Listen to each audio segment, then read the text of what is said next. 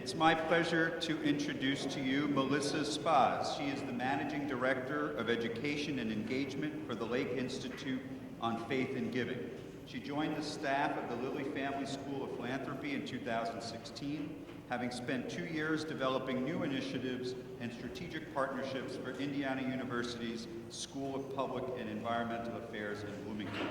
From 2007 to 2013, Melissa worked for leadership education at Duke Divinity, where she contributed to the development, design, and delivery of strategic leadership programs and resources for Christian institutions. Welcome, Melissa.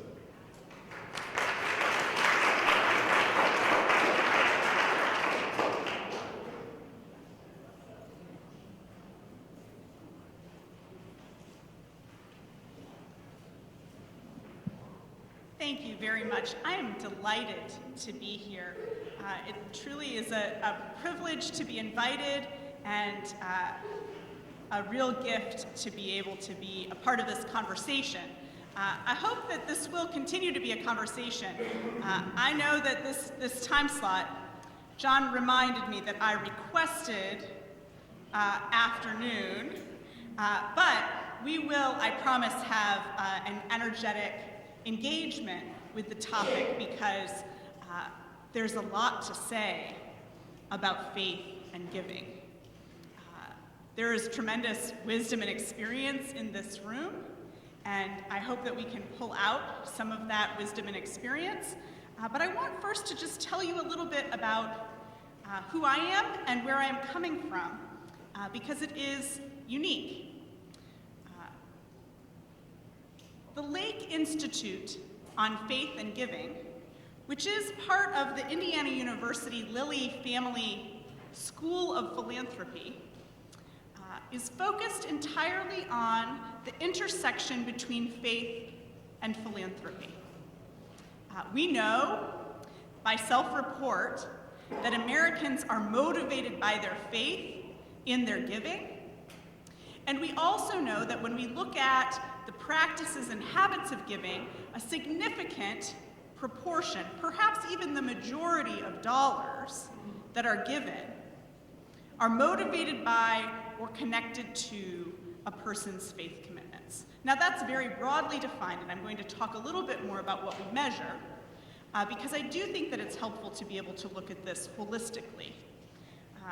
But before I jump into that, I want to just tell you about the way in which we do this work. Lake Institute is focused in 3 areas: research and scholarship about faith and giving, education and training on the same topic with practitioners, and then convening conversations about faith and giving, about philanthropy and its religious connections at a very high level.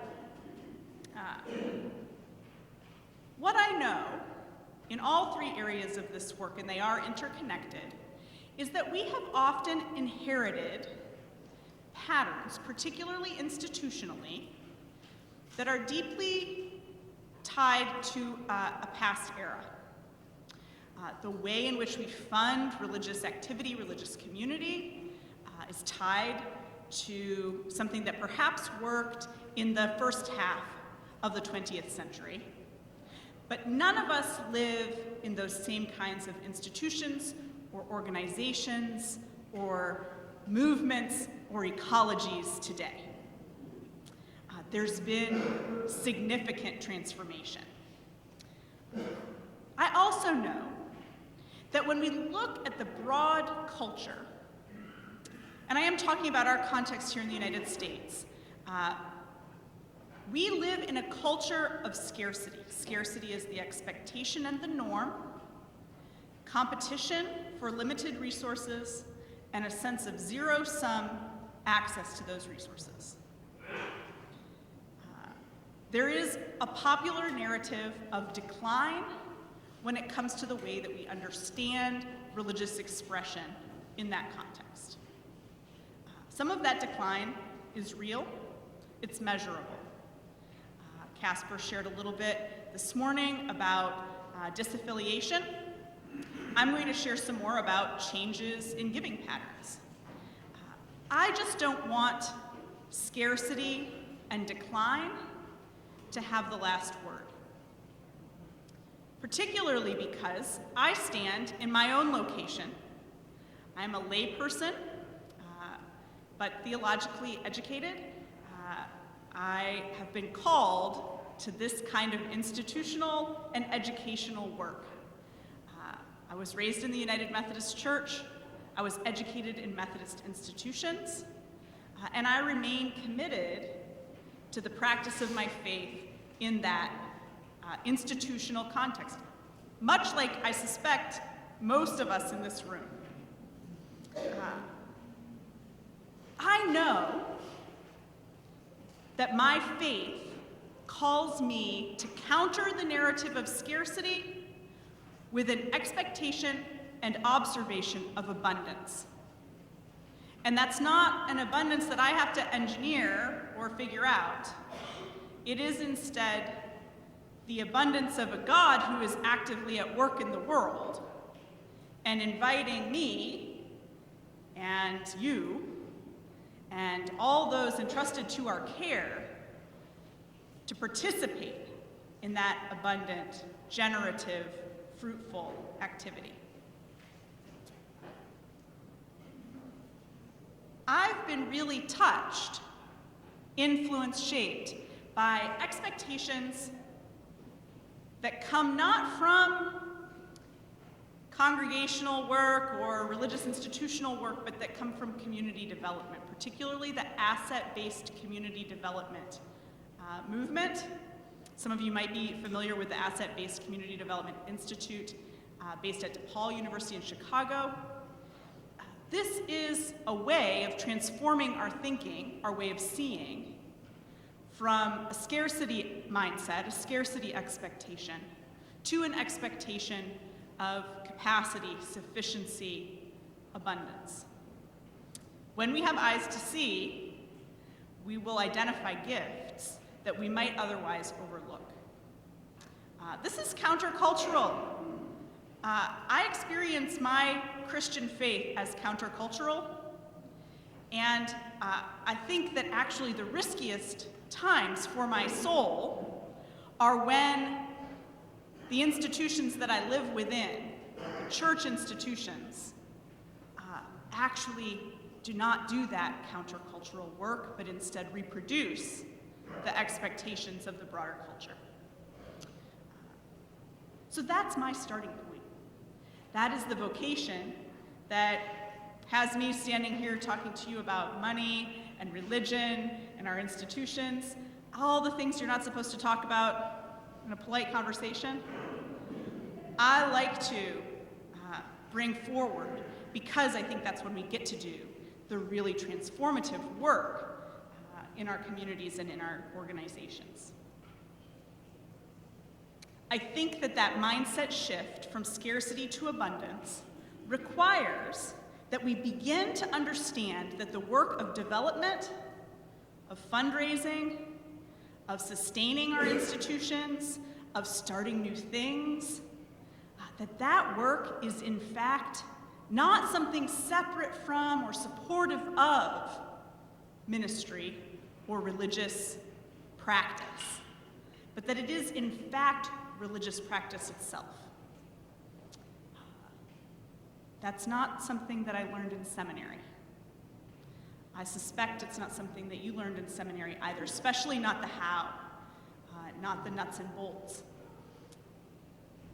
When we see that we are advancing the mission that is so important that we would give our whole lives to it, our vocation to it, by inviting other people to participate, by extending the opportunity to others to nurture their own generosity and sense of vocation through their giving, that's when the work of fundraising or development or all those business operations of our institutions cease to be business functions in support of, and instead become transformative themselves, become ministry, faith formation, religious leadership on their own.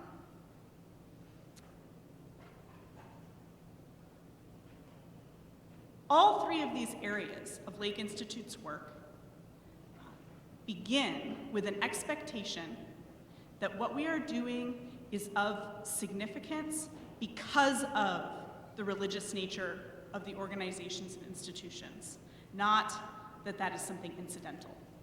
I will also let you in on a secret.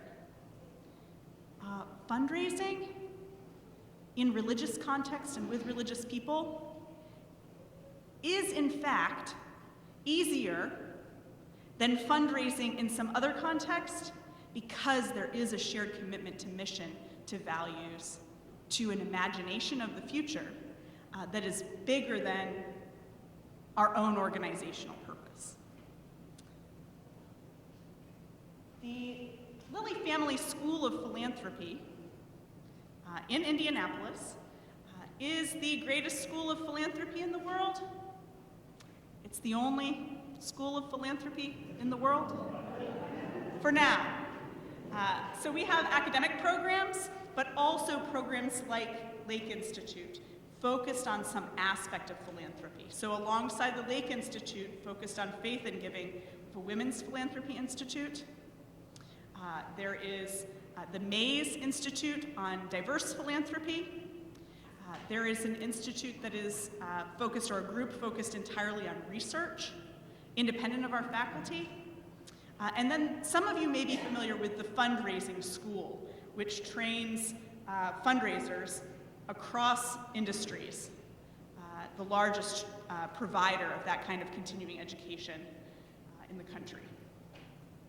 That context matters because I want to share with you some of the research emphasis that allows this work to really be grounded, not only in that expectation that I bring from Lake Institute, that the religiosity matters, but also in an eyes wide open approach informed by good social science that lets us see what is, so that we can begin to navigate with confidence changed circumstances. These are the three things that I intend for us to discuss. What do we know about general trends in faith and charitable giving? What are we learning about congregations' economic practices in particular? And then how can an understanding of fundraising as ministry help us to respond to this changing landscape? So that is the third question that I would like you to hold in mind while I move through some of this data about the changing landscape. How can an understanding of fundraising as ministry, that holistic embrace of this practice, help us to respond to changing landscape? I had said to several people who had stopped by the Lake Institute table next door that if you only read one book, you should read this book.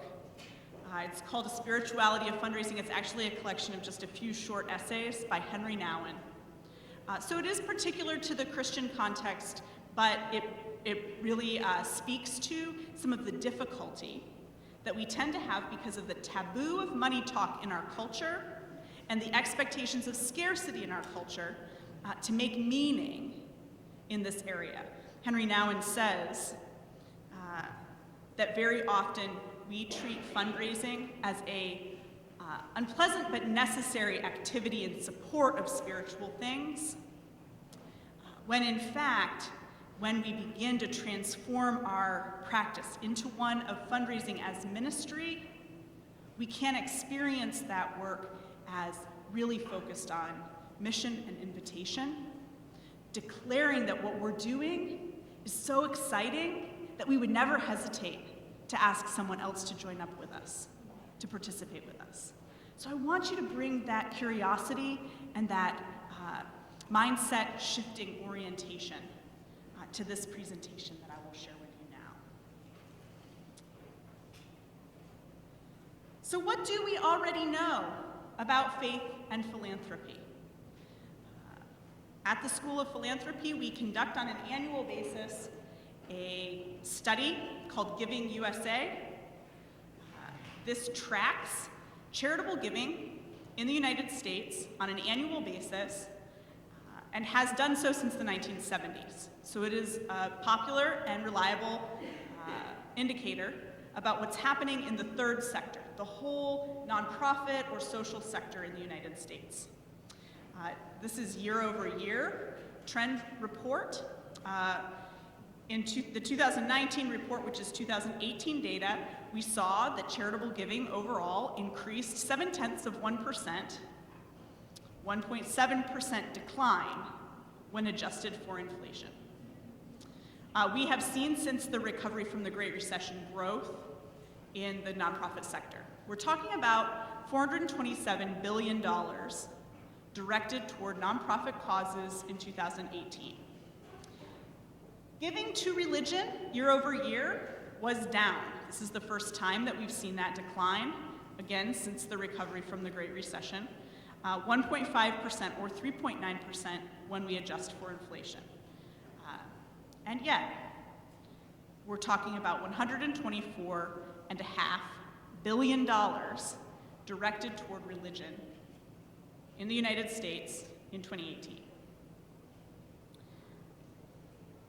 Individual giving also declined for the first time since the recovery for the Great Recession.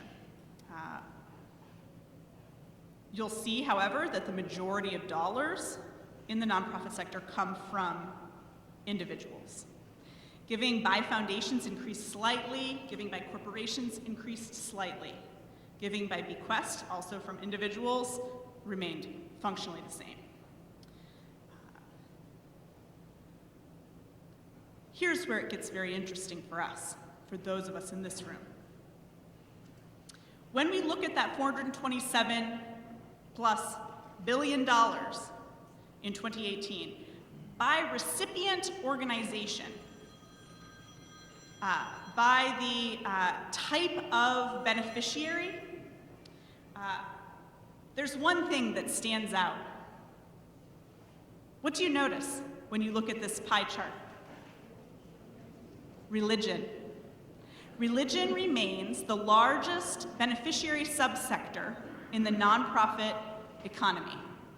29% of all charitable giving in 2018 was directed to religion, more than twice the next largest subsector, that's education. I want to be clear that this is a narrow definition of religion. Giving USA defines giving to religion as giving to congregations, to denominational bodies, to missionary benefit societies, and to religious broadcasting. The vast majority of those dollars are directed to local congregations. But this is a narrow definition. It means that lots of things that we might well think of as giving to religion are excluded. For instance, when I give to my divinity school, that is a gift to education. When I give to Lutheran social services, that is a gift to probably human services. Depending on the target of that beneficiary organization, it's broken into a different subsector. When we look at this over time, I know this is a little bit difficult to see, but you can go to the Giving USA website and take a look at this as well. This is since 1979. We see that there has been a very dramatic decline in market share of giving to religion. Even as late as the early 1990s, we saw that 50% or more of all charitable dollars were directed to religion. And now we're at 29%.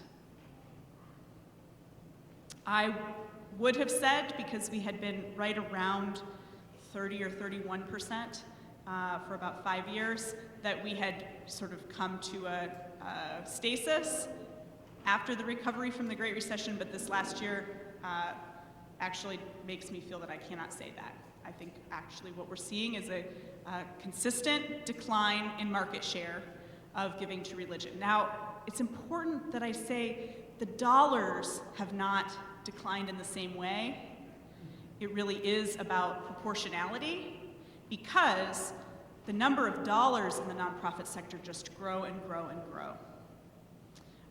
We have seen that as a steady trend, and it is tied to the growth in our economy. We know that no other subsector has been the primary beneficiary of that decline. It's not like people stopped giving to religion and started giving to the arts, or stopped giving to religion and started giving to healthcare. The largest subsector that has seen growth is foundations, and much of that is attributable to innovation in philanthropy, so think about things like donor-advised funds, and to mega philanthropy. So think about Bill and Melinda Gates transferring their wealth into their foundation.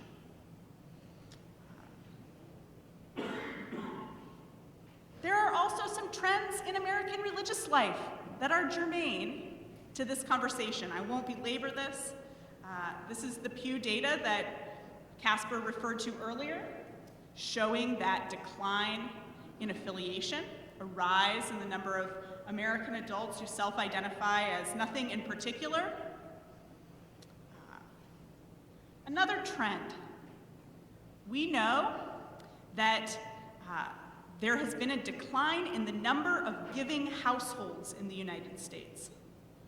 So that even when the dollars are growing or holding steady, those are greater dollars coming from fewer people or fewer giving units.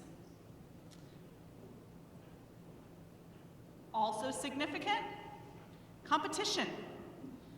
There are today more 501c3 nonprofit organizations attracting donor dollars than at any point in the past. I want to make a note about this because you'll see between 2010 and 2011, there's a correction. It's because, like any other kind of small business, nonprofits fail at a high rate, and so the IRS cleaned the books. They did that again between 2012 and 2013, but you see we still have that steady upward trajectory in terms of the growth of nonprofit organizations. We estimate that there are about 350,000 congregations in the United States. That's every religious tradition. There's no master list. Unlike other kinds of nonprofits, congregations do not generally register with a 501c3 status or file a 990. So we know less about what's happening inside of congregations than we know about what's happening in the broad sweep of US not-for-profit work. But we know that this large proportion of American charitable giving is directed to congregations, $125 billion. This is a lot of money. At Lake Institute, we came to the conclusion that there was a need for a new national study to establish a baseline around congregational giving. It had been over 30 years since there was a major study on congregations' economic practices that was representative. So there are some good studies. You might be familiar with FACT. You might remember the yearbook of church statistics, which hasn't been published now for a number of years. There's some good data that comes from ECFA. These are important sources, but they are not representative. And so we embarked on a research study to address these three key questions. How do congregations receive, manage, and spend financial resources? We knew that we wanted to discover more about what's coming in and what's going out, but we also wanted to address what happens in between. How is it that congregations think about money, teach about money, talk about money? How do they make decisions about what they're going to do with their financial resources? I'm going to dive into this study, which is called the National Study of Congregations' Economic Practices. I want to let you know that I have at the table an information sheet about this, and online at www.nscep.org. If you just Google this, you will find it. We're not great at acronyms. You'll find the full report. This is a first pass. We are continuing to analyze the data, but I want to tell you that this is a nationally representative sample. There are over 1,200 congregations representing every world religious tradition and with proportional representation within. Now, we use religious tradition, which is the common descriptor by social scientists. I know it's dissatisfying because these broad categories don't give us the kind of nuance that we might look for, but it does allow us to compare our findings with other established studies in sociology. In our sample, 28% of the congregations are mainline Protestant. How many in this room would call themselves mainline Protestants? I'm counting about half of the room. 43% of the congregations in our sample are evangelical Protestants. 10% of the congregations in the sample are Roman Catholic. 14% of the congregations are Black Protestant, and 5% are other. Now, this is the most unsatisfying category because it includes everything from Orthodox Christians who don't fit into this category, to Jewish congregations, to Hindu and Buddhist and Sikh temples. But we see that when we look at the congregations, not the Americans, not the individuals, but the congregations, that this is the appropriate weighted proportion. Catholics are the one that it's really easy to explain this difference. About 23% of Americans self-identify as Catholic, but only about 10% of US congregations are Catholic because they're disproportionately large. So that's a difference here when we think about evangelical, mainline, Black Protestant congregations are going to be significantly smaller on average. 85% of congregations have fewer than 250 regular adult participants. 64% have fewer than 100. I think this is important for us just to have eyes wide open about, because many of us live in significantly larger congregations.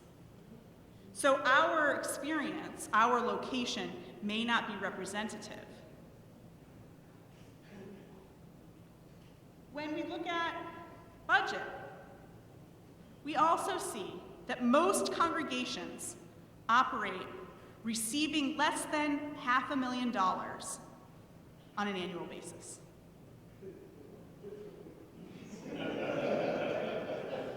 Okay, so I hear some laughter. How many people in this room would fit into that category? Budget under $500,000.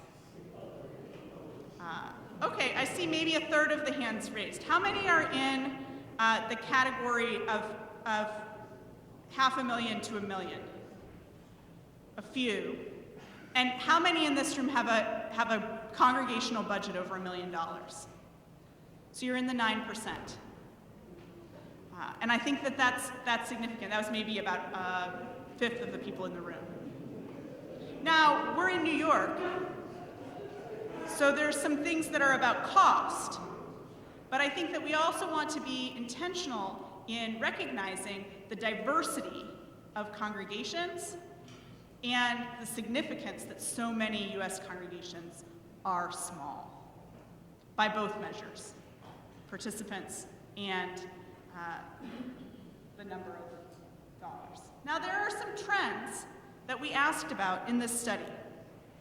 We asked about, over the last 3 years, in your congregation, what kind of change was there in terms of the number of adults regularly participating? We intentionally asked about that number rather than attendance, because we know that frequency of attendance has declined, so that regular participation, the number of regularly participating adults, may be significantly higher than a weekend average attendance.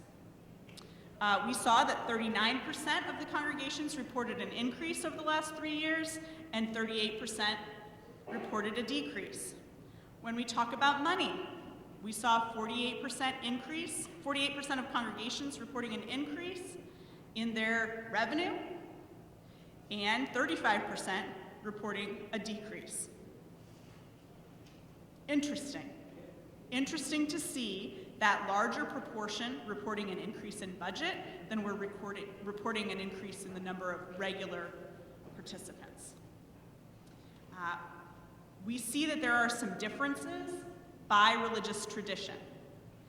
So, the largest decline in participation, that's the yellow, reported among Catholics, mainline Protestants, and other religious groups. Smaller declines reported by Black Protestants and evangelical Protestants. Largest growth reported by Black Protestants, significantly. Then we see evangelical Protestants following behind. When we look at these percentages, I think that the worst news, the most dire news, is for Roman Catholics. It's not surprising, probably. When we think about immigration, we know that that is actually a stopgap in some ways. Black Protestant growth is interesting. I'm really excited because I know our research team is going to dig into this. We think that there's something about resilience and also about long experience with lean budgets that actually positions Black Protestant congregations for vitality in a way that perhaps white mainline Protestant and evangelical Protestant churches are not as well positioned for. When we look at revenue, we also see here the greatest decline in revenue among Roman Catholics, followed by mainline Protestants. Black Protestants having the largest increase in revenue, followed by other religious groups.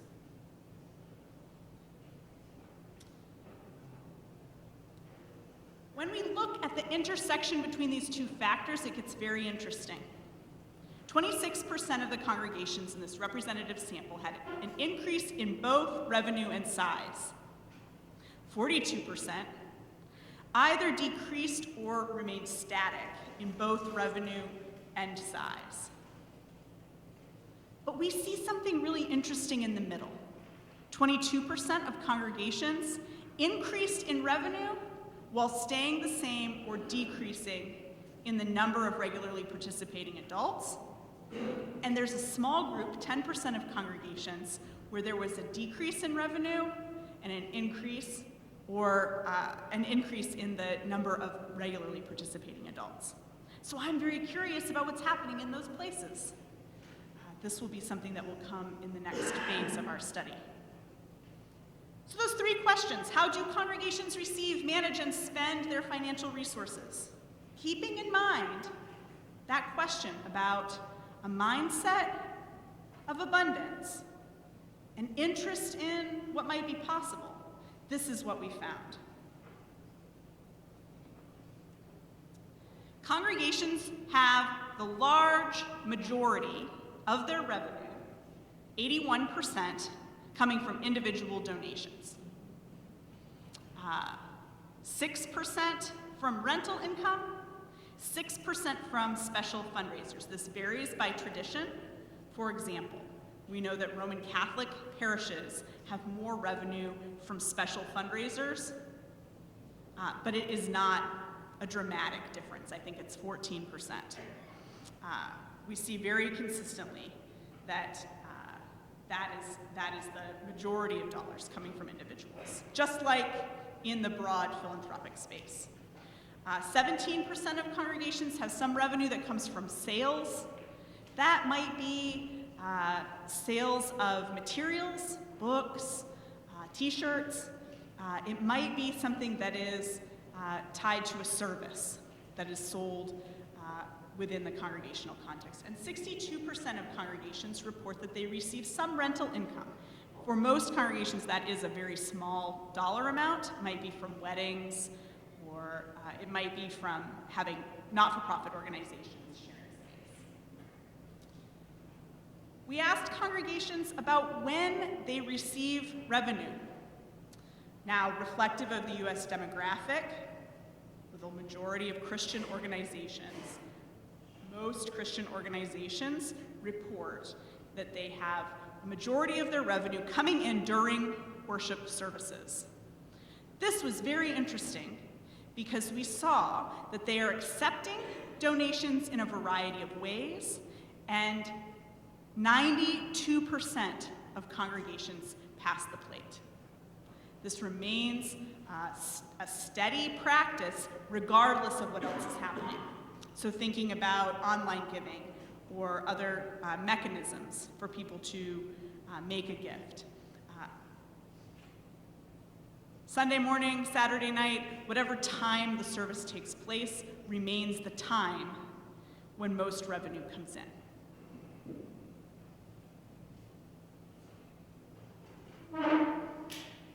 We know that many congregations have some endowment revenue, but this is not an even distribution. Mainline Protestants, followed by other, that sort of broad category, are much more likely to have endowments. But most of these endowments are relatively small. A quarter of congregations were drawing more than $10,000. Evangelical Protestants, Black Protestants, significantly less likely. We also know that that is tied to the age of the congregation. So that a historic congregation founded prior to 1900, 63% of those congregations have endowment funds, whereas those founded in the early 21st century, 2%.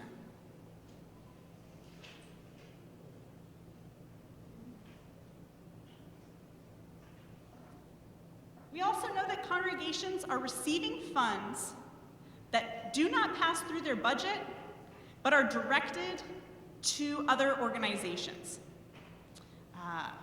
They raise or solicit money for an outside organization or charity. Now, I'm a United Methodist, so that would be our appeal that goes directly to the United Methodist Committee on Relief. Or it might be a second collection that is directed to the homeless services in a local community.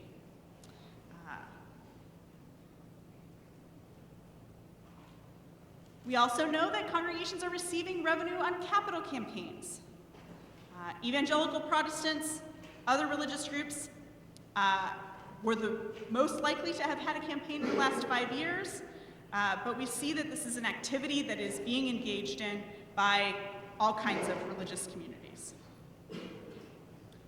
26% of congregations had had a capital campaign in the past 5 years when we aggregate. When there was a capital campaign, the congregations reported that half of the regularly participating adults made a pledge, 52%.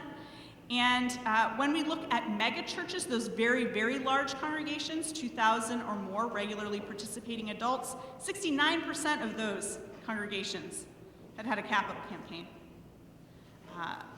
Interesting to see that that scale engenders more of this kind of development activity.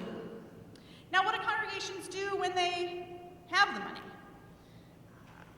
We know that there are a range of different ways in which congregations engage with their people in asking. 45% of the congregations reported that they had an annual stewardship campaign. 45%, that's less than half. Of those, only 64% asked individuals to pledge. Now, I think for a mainline audience like this one, this is a really interesting finding.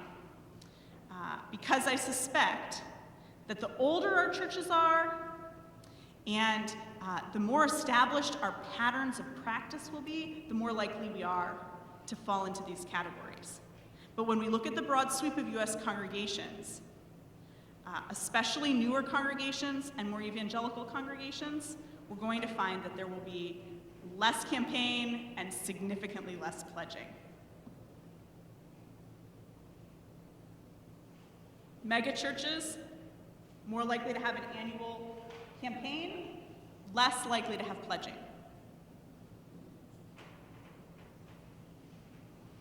We also know that congregations have different practices about asking and teaching about money generally. Congregations often ask for money on a regular basis, every week, maybe multiple times in a week. But 43% of the congregations in the sample reported that they never teach about money, or they teach about money once a year. There's a discrepancy there.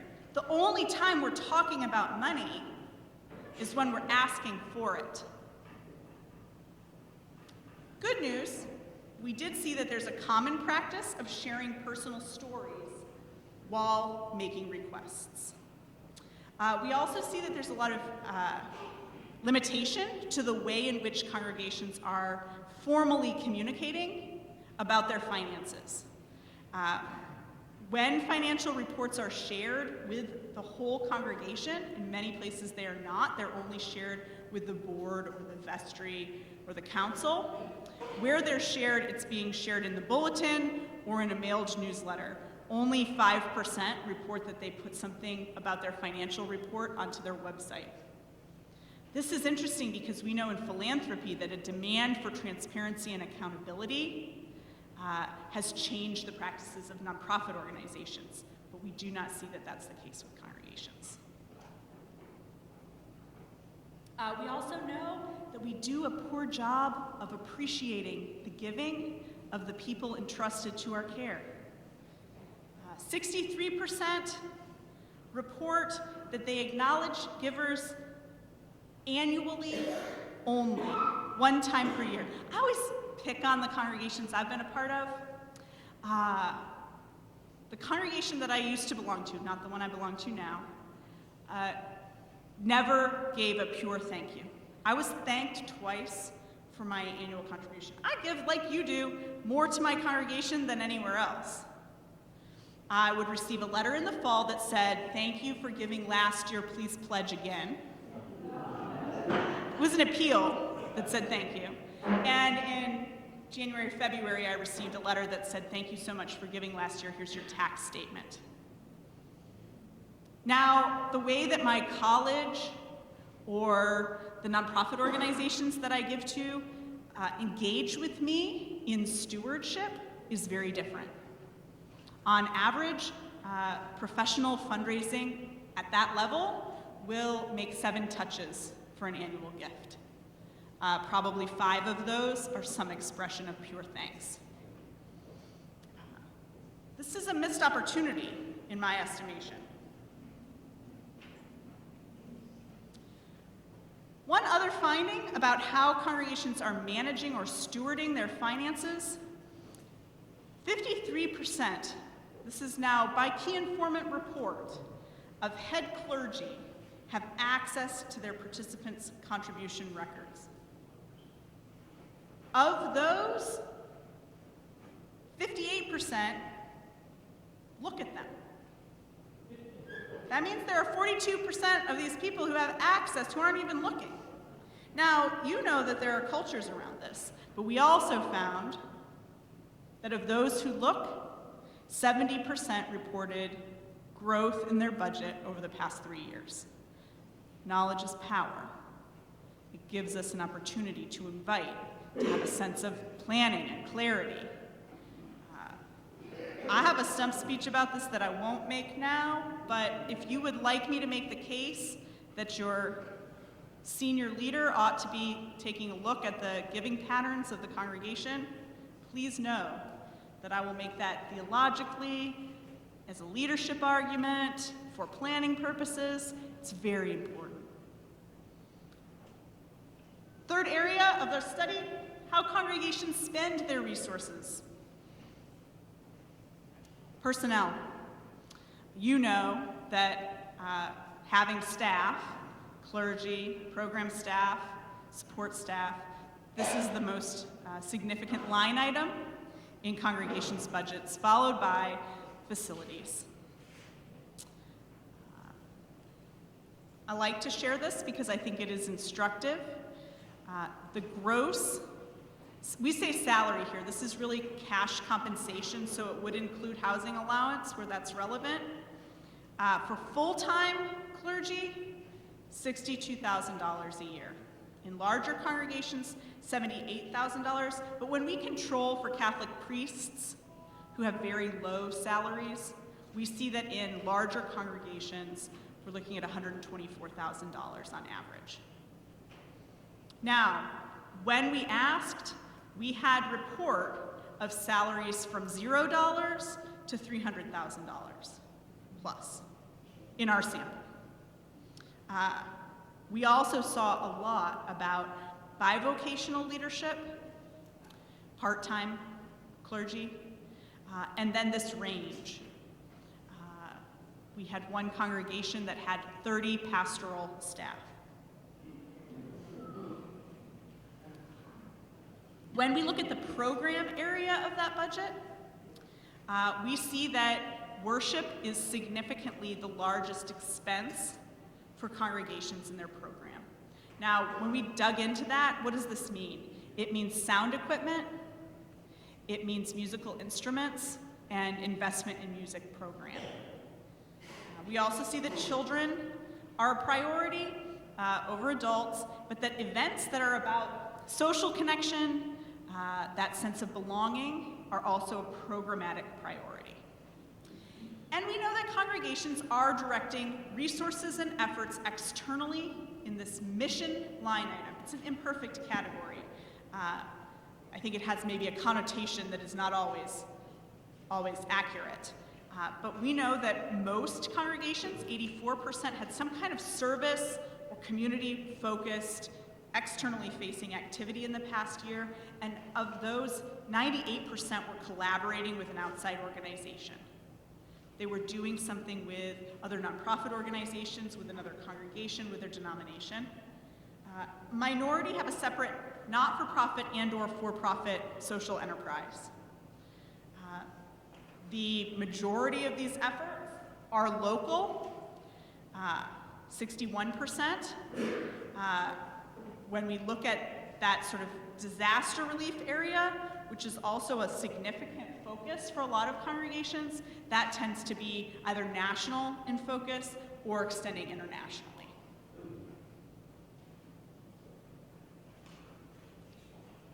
So I've just offered you a lot of data. And I want to ask you to consider what part of this research, this snapshot of congregational economic practices, resonates most with you. And what you observe, I've described a lot of changes in the faith and giving landscape. In your context, what changes have you observed? I want you to identify someone to be your conversation partner. I hope people have moved from this morning, so maybe you'll talk with somebody who you didn't talk with earlier. But I would like you to think about what resonates and what has changed in your context that might intersect with some of this data. Let's take just a couple of minutes for that paired conversation.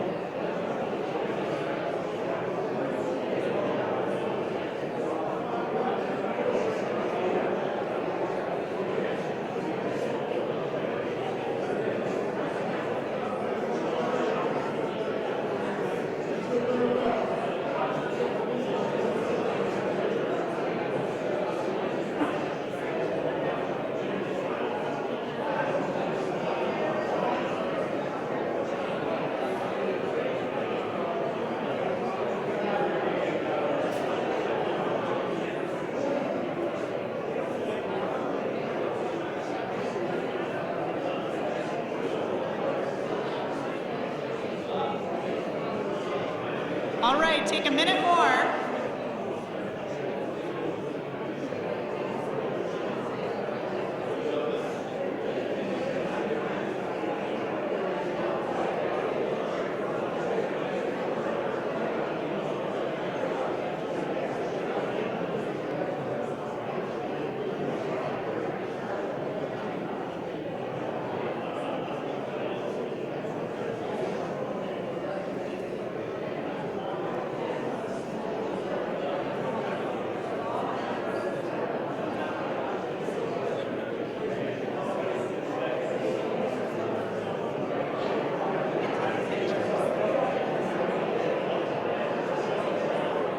All right, friends, I'm going to invite us to come back together.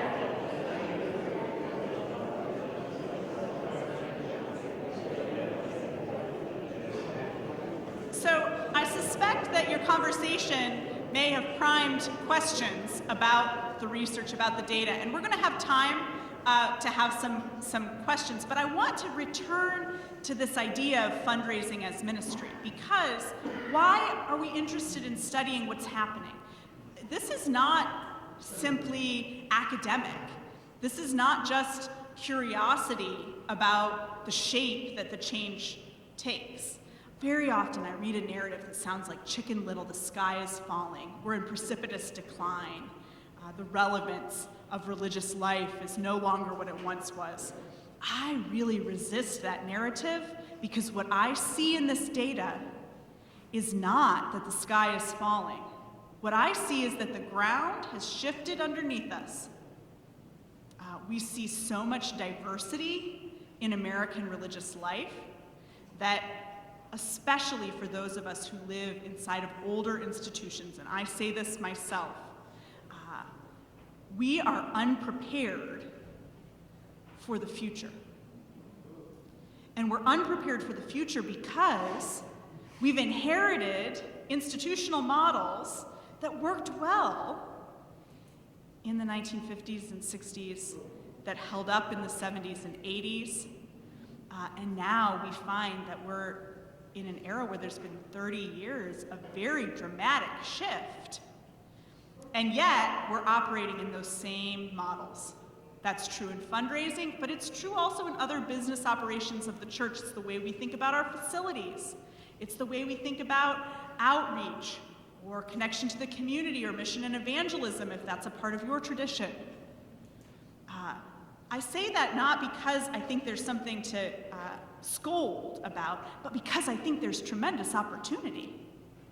I think that if we have courage, if we have enthusiasm about what might be, about what will emerge, we will find that this change creates opportunity. Sometimes for something new to be born, an old thing has to pass away. And I think that in some of this change, we're seeing that taking place, taking shape.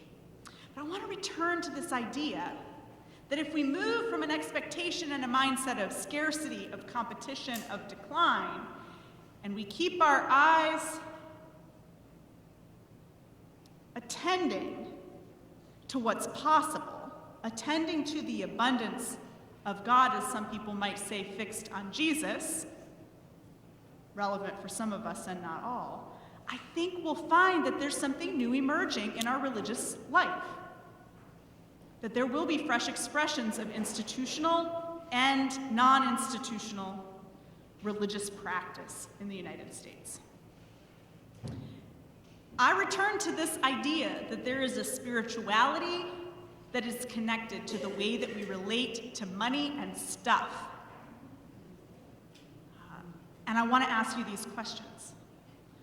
They're provocative to me because they uncover some of the expectations and biases that we bring to that integration, that possibility of thinking about fundraising as ministry. What are the words and images and experiences that come to your mind when you think of fundraising? I think about that thermometer and the United Way campaign. And I think about PBS interrupting my regularly scheduled program. And I think about my earliest lessons selling Girl Scout cookies, or magazines or candy bars. I do not think that that is the kind of stewardship leadership that we're called to. Transactional, sales-oriented, slick, uncomfortable. I think instead, the way that I experience in my own vocation and in my expression, my experience of religious community, that ministry, walking alongside, connecting, individual to individual, listening for the still, small voice of God in my life, that kind of discernment and nurturing, that is in fact the ministry work that will lead to greater generosity, to greater sustainability, that will allow me to invite other people to participate in the mission of the organization or congregation with whatever gifts God has given them. Maybe those are gifts of time and skill and insight. Maybe those are material or financial resources. We treat money as if it is so different from every other aspect of a gifted human life, and in so doing, we give the power away. We say we don't want to talk about money. It's not our place to talk about what people do with their money. That's between the giver and God. And we abdicate the responsibility to lead people in their faith formation. I always make a joke about this, that I have a lot of clergy friends, and I am confident that if at any point I were to go around saying, check, my prayer life taken care of. I really figured out how to pray. I'm doing it so well. I know everything that I want to know. Nailed it. There are people who would set me straight. They would say that's not how this discipleship thing works. But when we talk about giving, when we talk about generosity or stewardship, we're so queasy, we're so uncomfortable to talk about what people do with their material resources that we can't approach it. And so instead, we give away the power to the money itself, and it controls us. Scarcity, or the specter of a controlling major donor, or an anxiety that this building is going to need more than what its endowments can support, and we're going to have to figure out a way forward. I think there is a transition, this is the suggestion of Henry Nouwen, that has to take place in the way that we think about fundraising, the way that we think about sustainability or mission advancement or development, so that we can embrace that as ministry itself and move forward with our religious institutions to new ways of relating to money and stuff. Fundraising is not really about money. It is about relationships with the people who we are in community with. And if religious leaders are not well equipped to cultivate and nurture those relationships, who is? Who else is there that can talk about credibly making meaning about money and possessions if we aren't willing to do it? Now, I'm not saying we're the only ones, but the cultural taboo and the expectation of scarcity and competition and zero-sum thinking in our culture means that we ought to step up to that challenge.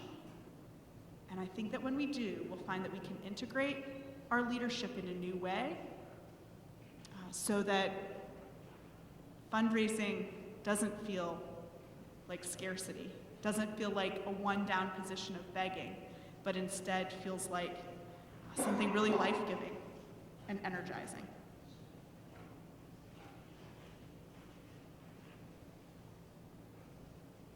These are my questions.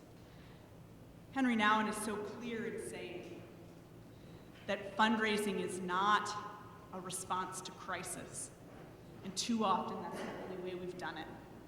It's not begging. It's the opposite of begging. Instead, it's holding up an opportunity for somebody else to see the vision and to participate in it.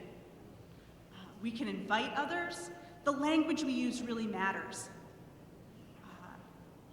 I want everyone to feel confident owning, as religious leaders, philanthropy, fundraising, mission advancement, development.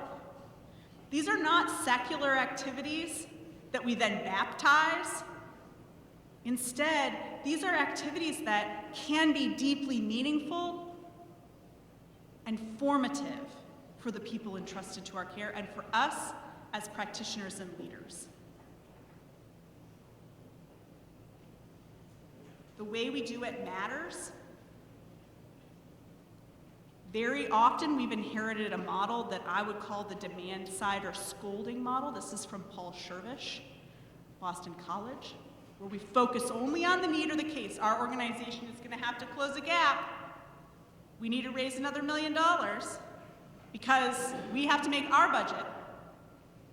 And then we make a presentation that awakens a sense of obligation or duty. And maybe we use guilt, or even worse, a spiritual sense of obligation or commitment, a theological justification for that orientation. If we do this right, hopefully we get a contribution. But there's another way. When we focus instead on inclination, on the supply side of this work, there's an opportunity for us to really walk alongside and nurture the discernment of the people entrusted to our care. We can help a person to see what it is that they're called to do, and if our organization or congregation is the place where they can do it. When Casper was talking about the hunger that people have to make meaning in their lives and be in community with others, I think again and again, money is an area where people have to make this meaning. They're desperate for it. And if we can do it, let's do it. Then we can inspire their imagination, and instead of just securing a contribution, we have established or deepened a relationship. Fundraising is not about money. It is about the relationship. It's about the capacity to do that work together. I think that focusing on the aspects of this that can happen year-round helps us to put legs underneath it. There are practical things that we do to tell the story of our mission, to ask or invite people to participate in that mission, to plan and learn, to use data to evaluate where we are and where we might go, and then to keep the momentum going so that it's not those twice-a-year letters that give a half-hearted thanks, but instead some kind of real appreciation, some kind of substantive sharing about the significance of philanthropy or giving in the life of our religious community. I love thinking about what that looks like year-round. I'm high church Methodist. That means I love the liturgical calendar. And if we can do something in Lent and in ordinary time, and if Advent becomes a season of concentration on generosity, responding to the gift given by giving our own gifts, there's something really beautiful about integrating generosity, stewardship, development, even fundraising. I say that because I want you to feel ownership over the activity. Money is neutral. It's something that we can use, something that we can engage with. That is freeing because it means that our organizations can be healthy in a brand new way.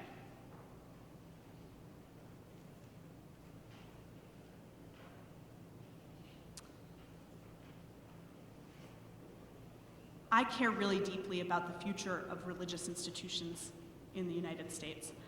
I'm confident that you care about religious life in this city. The things that we do with our practices, locally, collectively, the conversations that we have about the relationship between religious practice and economic practice has a real implication for our relevance, for our capacity to be effective.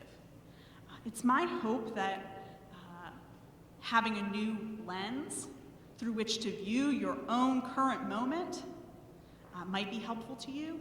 I'm also really, really grateful for the chance to be in a new context and to hear from you, to hear from the other speakers about possibility. I have a colleague who says that fundraising at its best is a future-oriented activity, and I have to say that that gives me so much hope.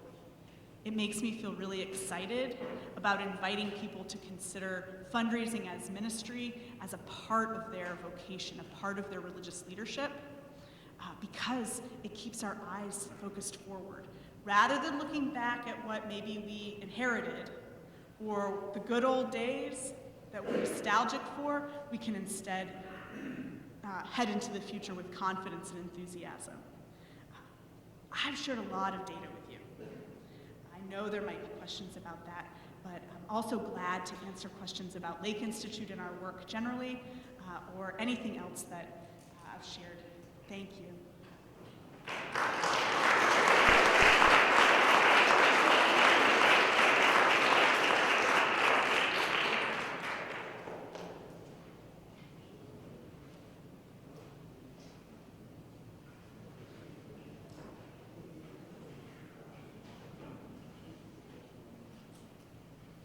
So you're a High Methodist, I'm Greek Orthodox, let's go at it. This is more a comment than a question, because I've always believed that financial issues are really spiritual issues, and that churches need to grow organically. So I want to throw out just one piece of information about the opportunity that exists in New York. Could someone just give me a guess, except those I shared this number with earlier?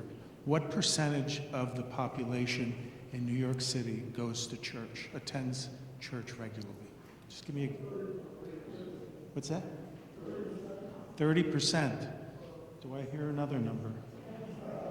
Okay, the number is 5%. So 5% in a city of 8.5 million people presents a tremendous opportunity. And so I just wanted to share with you that churches need to grow organically. And when they do, the fundraising part and the stewardship part and the tithing part will fall along with that. Yes. Thank you for that. I think that this is a really helpful comment.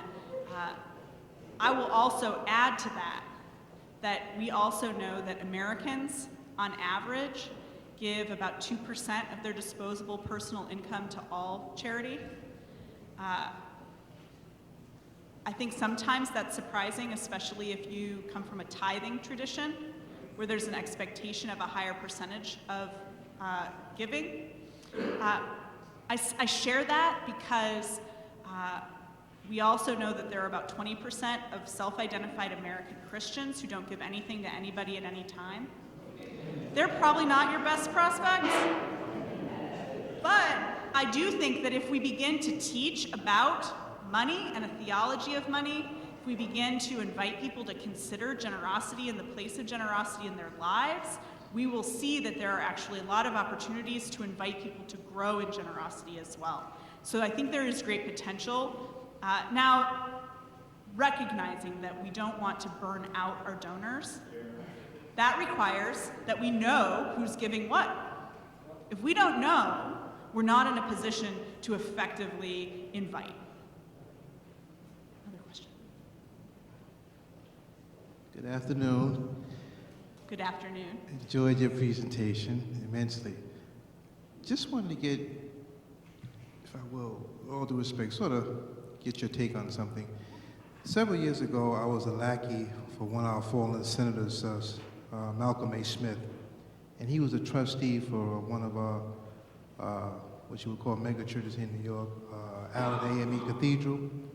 And we had a little dilemma with fundraising because they wanted to invest into Resorts World Casino. And no offense to my Catholic brothers and sisters here, but my mother used to play bingo when I was little because I used to go with her. And I just wanted to know if you could just speak to that sort of moral divide between investing in something like that and maybe bingo.